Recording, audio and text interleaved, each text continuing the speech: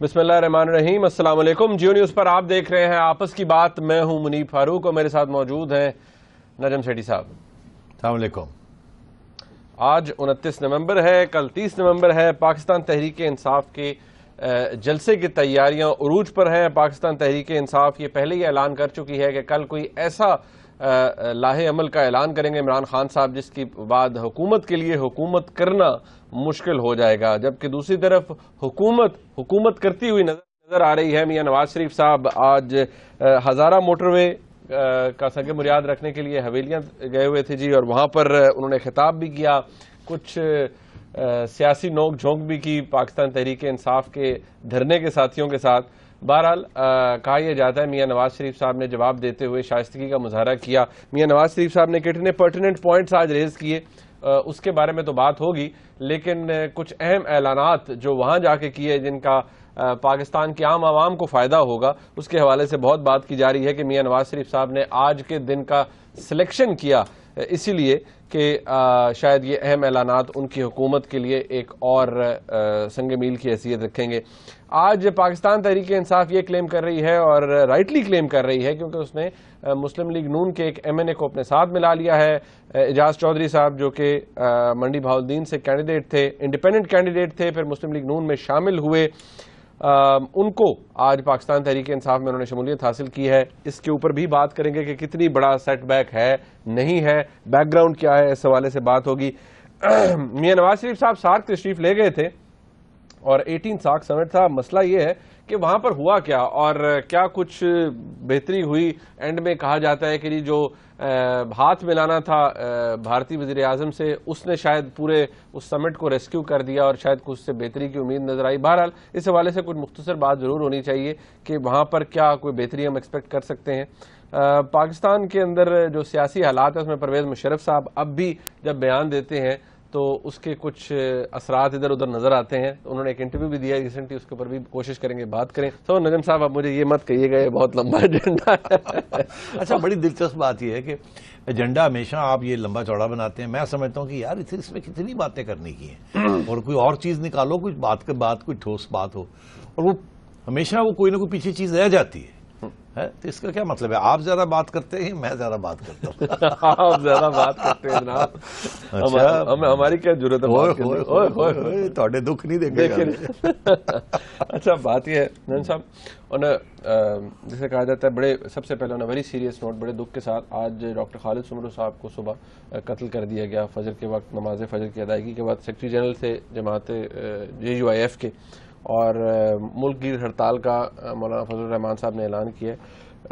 Doctor साहब का कत्ल, क्या ये कोई आप समझते हैं इसके पीछे क्या मुहर्रिकात है? ये कोई मैसेज हो सकता है मौलाना फजल रहमान साहब के लिए, क्योंकि 3 हमले तो मौलाना पर भी हो चुके हैं। नहीं, मौलाना पर वो हो चुके हैं और ये पहले उनके अहम कारकुन नहीं है, इससे पहले भी उनके कारकुन कत्ल हुए हैं और इसके पीछे वही ग्रुप्स हैं अलकायदा के और तालिबान के जो कि नफरत करते हैं मौलाना से, क्योंकि वो समझते हैं कि मौलाना की जो JUI है वो इनकलाबी पार्टी नहीं है, वो जमहूरी रास्ता इख्तियार करना चाहती है और वो चाहते हैं कि इनके लोग उनको छोड़ के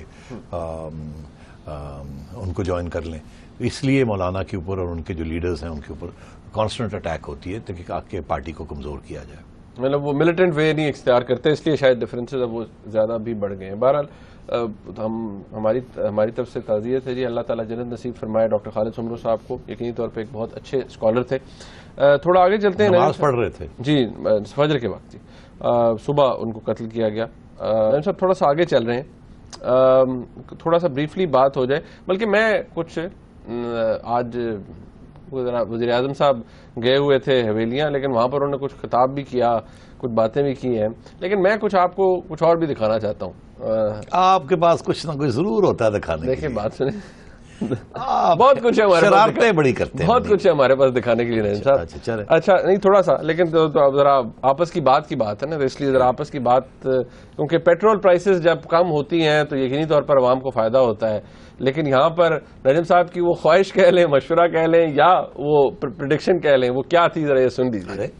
अच्छा, अगर 30 नवंबर भी आ रहा है नजम साहब, 30 नवंबर भी आ रहा है, ख्याल करना पड़ना है। जी हाँ, शायद 5 रुपए और गिरा दें अगले महीने। पता नहीं वो नहीं, अगर आप फेवर करनी है तो करनी चाहिए ना, ठीक ठाक सियासत करनी चाहिए। اب میری ایڈوائس لے تو 10 روپے اور گرا دے گے، ایسی کی تیسی، لوگ کہیں گے موجہ ہی موجہ، 80 روپے کا لیٹر ہو گیا.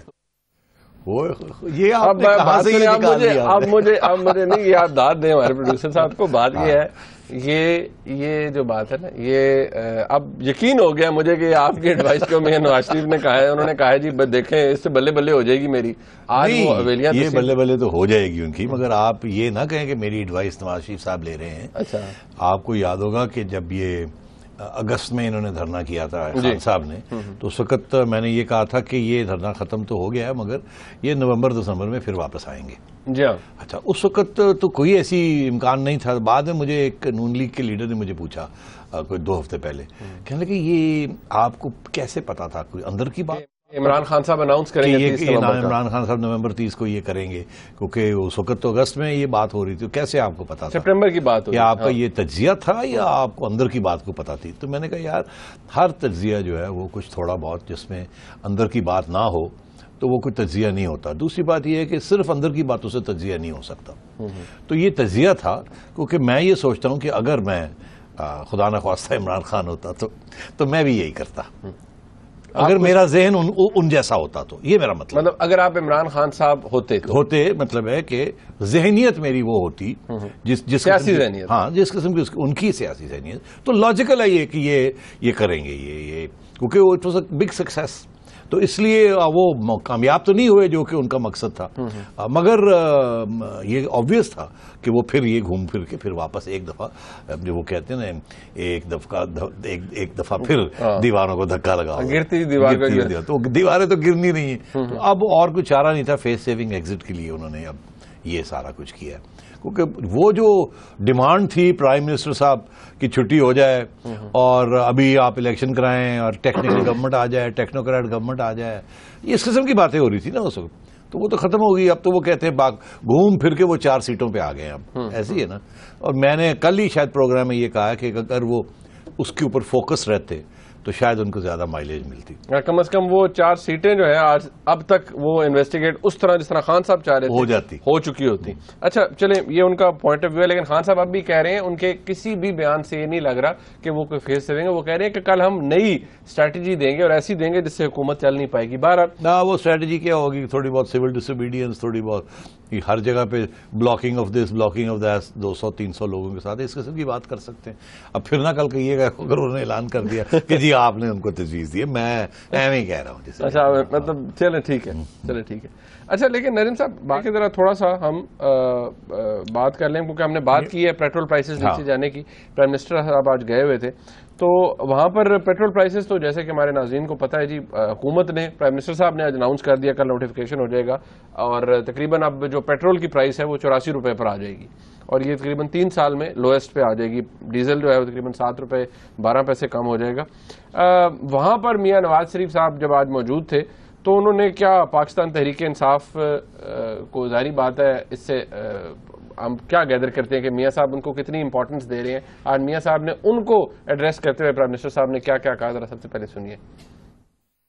یہ دھرنے والوں آ کر دیکھو، یہ ہے نیا پختونخوا بن رہا ہے. یہاں پر آپ نئے پاکستان کی بات کرتے ہیں، اس نئے پاکستان کی جھلک پختونخوا میں دیکھنا چاہتے ہیں.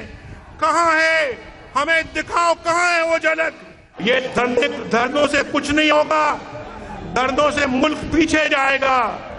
دھرنے جو ہیں وہ پاکستان کی تباہی کا ایک علامت ہے.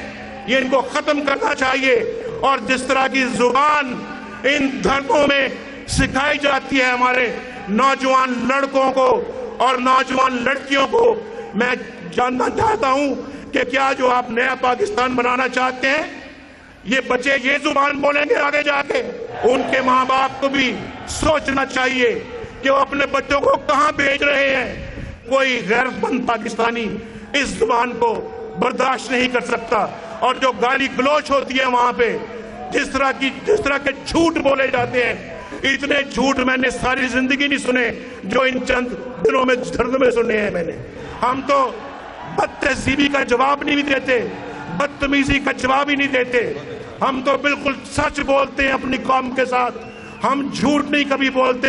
ابھی سچ بولتے ہیں تو قوم نے 2013 में पाकिस्तान मुस्लिम लीग को वोट दिया, आपके पास मुश्किल से 25 सीटें आई थी, मुस्लिम लीग को अल्लाह के फजल और करम से 150 सीटें मिली थी, और फिर कहते हो धांधली हुई है। धांधली कहां 25 कहां 150?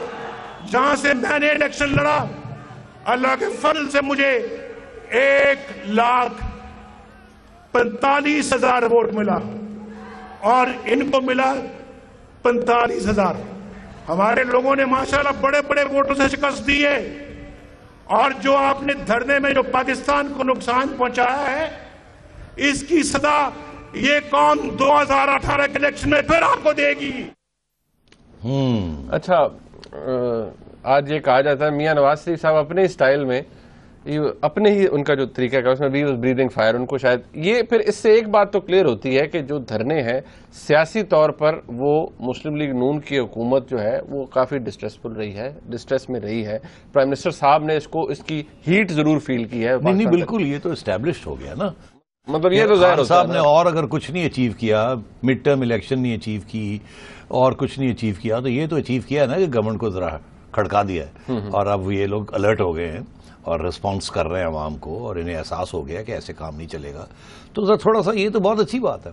मैं समझता हूँ इससे बेहतर क्या हो सकता है कि हुकूमत के ऊपर सारा वक्त प्रेशर हो, परफॉर्म करो या पेरिश करो, तो ये तो बड़ी अच्छी बात है। मगर मैं 2-3 रिमार्क्स कहना चाहूँगा मियाँ साहब की स्पीच के ऊपर।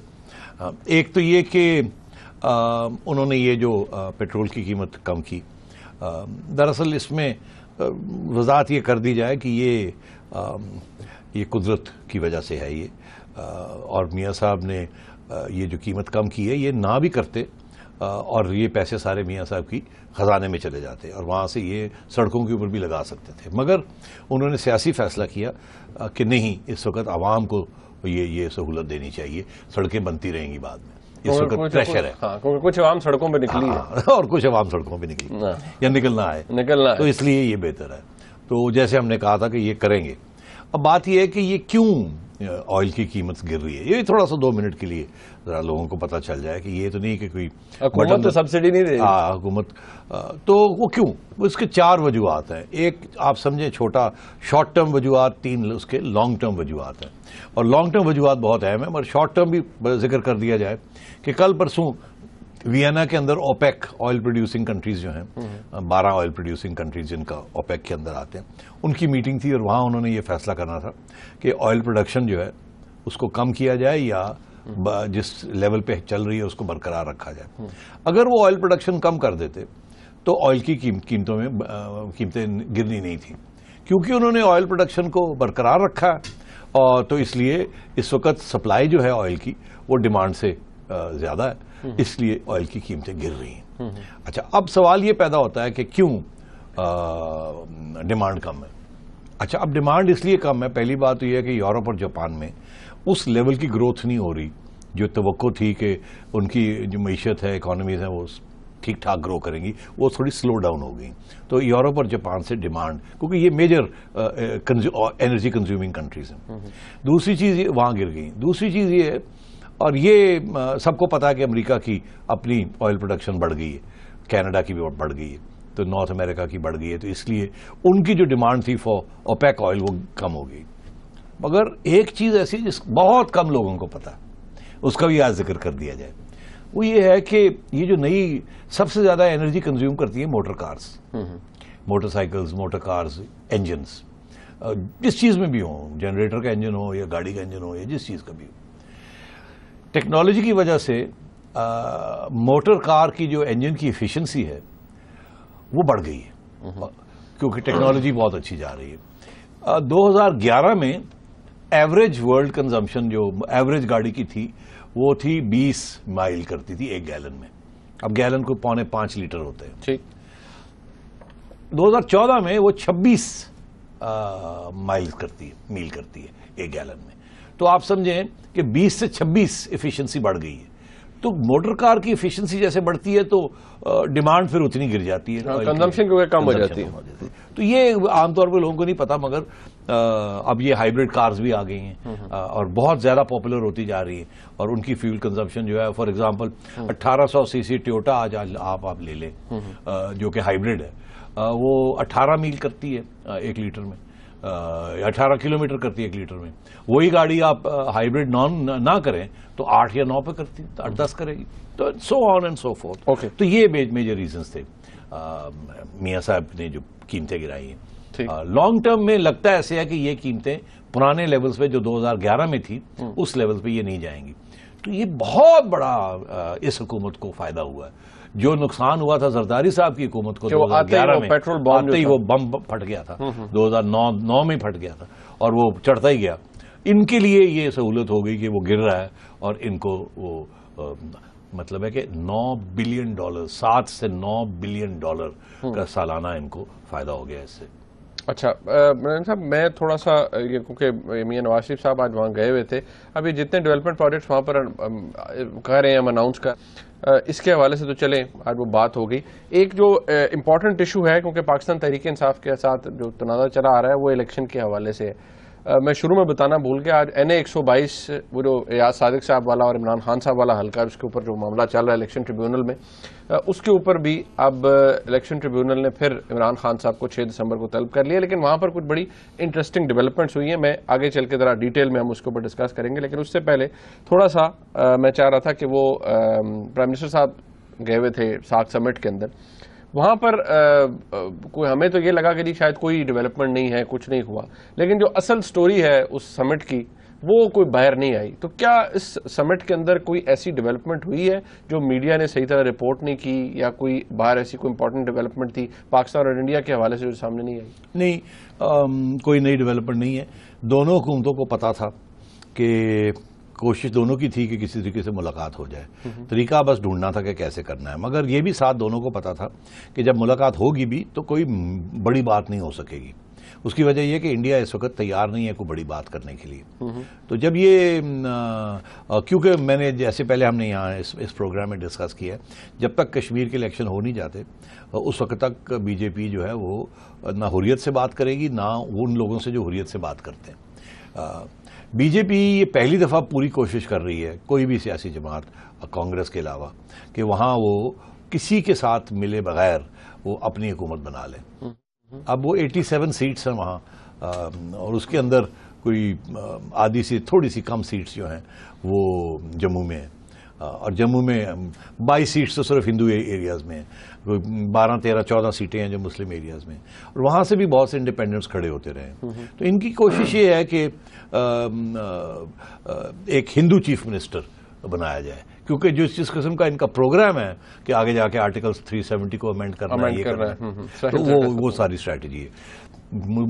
نریندر مودی سارک جانے سے پہلے 5 دفعہ سری نگر کا اور کشمیر کا دورہ کرائے ہیں اور جموں کا بھی. اور یہ آتے سار جس دن وہ واپس لینڈ کیے ہیں اس کے اگلے دن وہ واپس چھٹی ٹرپ کے اندر، کل وہ وہاں تھے، وہاں پھر کینوسنگ کر رہے تھے. تو ان کے لیے یہ بہت امپورٹنٹ ہے کہ کشمیر میں he wants the Hindu chief minister, اور پوری کوشش ہے کہ آل گنز بلیزنگ. کیونکہ فلڈز کے دوران بھی جو عمر عبداللہ کی حکومت تھی وہاں، ان کی کارکردگی بڑی 0/0 تھی. اور پھر انہوں نے سینٹر نے فوج کو کہا، جو کہ بہت ہی بروٹل قسم کی ریپریشن کر رہی ہے وہاں، فوج نے پھر مدد کی اور تھوڑا سا فوج کا گراف بہتر ہوا وہاں. تو نریندر مودی کی کوشش ہے کہ اس کو ایکسپلائٹ کیا جائے، اور کوشش یہ کی جائے کہ میجورٹی نہیں تو میجورٹی کے قریب 30-35 سیٹیں اگر ان کو مل جائیں اور 10 ایک انڈیپینڈنٹس ان کو مل جائیں تو ان کی میجورٹی ہو جاتی ہے. تو اس لیے یہ کوشش کر رہے ہیں کہ اس قسم کی کوئی چیز ہو. اس لیے وہ پاکستان کے ساتھ بھی بات نہیں کریں گے. They will talk to Pakistan after the Kashmir elections, اور یہ پھر سلسلے کو شروع کریں گے. مطلب یہ فیل کے بات ہوگی، مطلب جاتے ہوم منسٹر جس طرح بیان دے رہے ہیں انڈیا کے، یہ بالکل ایسے ہی چلے گا، بالکل ایسے ہی چلے گا. کیونکہ میاں صاحب نے بھی آ کے پھر وہ اپنا موقف رکھے ہوئے ہیں سخت، اور یہ رکھیں گے دونوں. جنوری میں جا کے جب الیکشن ختم ہو جائیں گے فروری میں، تو پھر آپ دیکھیے گا تھوڑی سی پیش قدمی ہوتی ہے. اچھا، اب جاتے جاتے بس ایک بات میں کہتا چلوں، مجھے یاد آ گیا کہ میاں صاحب ہری پور میں تھے نا. جی.